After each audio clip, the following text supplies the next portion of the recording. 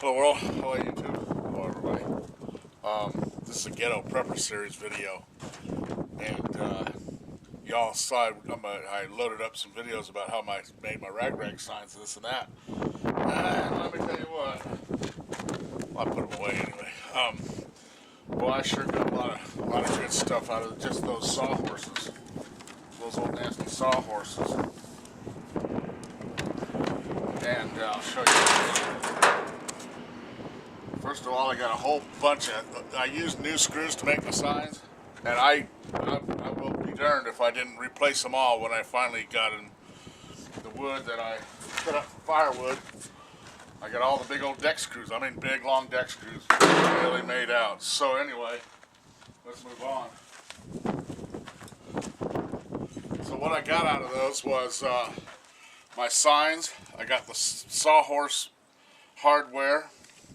I got some firewood and screws. Now the thing is about what I'm about to say is this is mainly for folks locally.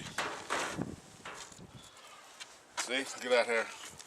Screws that size, boy, out of that dang wood. And they're perfectly good. I love these screws as opposed to nails because you can build something and unbuild it and build it again with, perfectly good stuff. So now I had picked up this here piece of wood, and I will be darned if by God a screw didn't stick me in my hand to remind me that there's still good stuff in there.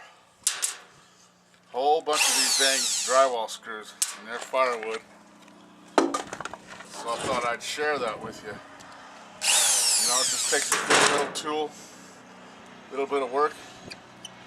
You know, and these screws about, $4 or $5 a pound. There it is, boy, screw. Firewood. The rest of this is, I guess, staples. Now what's going to happen is, when I burn this, the staples will stay in the ashes, and I'll just take a magnet and fish them out.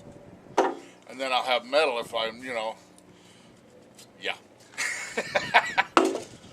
If, I can get a fire hot enough to, there's some more right there, to melt them down and make something else out of them. And just take a few seconds work, and I've just replaced all the screws that I used new. I should have thought about that, but, I was kind of jazzed about how I was doing. Replaced all the screws I used. It's bent. Now, bent this and that. You find a good place like right next to a fence or something to throw them and just return them to the earth from whence they came. Because, they can't use them.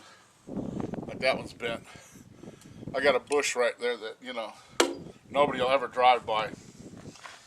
So there's a little bit of a handful of screws from, oh yeah, the message to the local folks.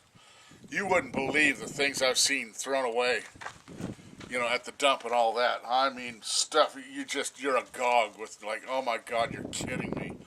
Even if you're not like me, earth person that lives close to the ocean floor, come on, don't waste that stuff. And if you think that there's something useful or handy in it, by God, bring it around my house. I'll let you know, tear it apart and get something with it, get something out of it. And that way, if when things get rough or tough, you can come back over to my house and say, hey, remember that stuff I give you? I kind of need that hardware. And I thought, well, it's right over there. Go ahead and get it.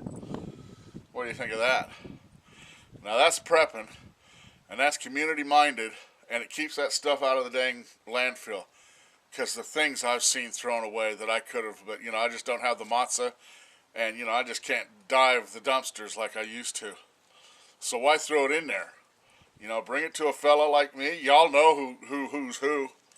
You got one down the street in every darn neighborhood that, salvages this and that. And let them get a crack at it before you throw it in the trash. I mean, that's only, that's good sound thinking. It's just not prepping, it's just being sensible. Sensible, that's the word I was looking for. But anyway, I got wood, hardware, screws, and some good community mindedness. All right, there you go. Live by your wits, not by your worries. Peace. Peace out. Peace.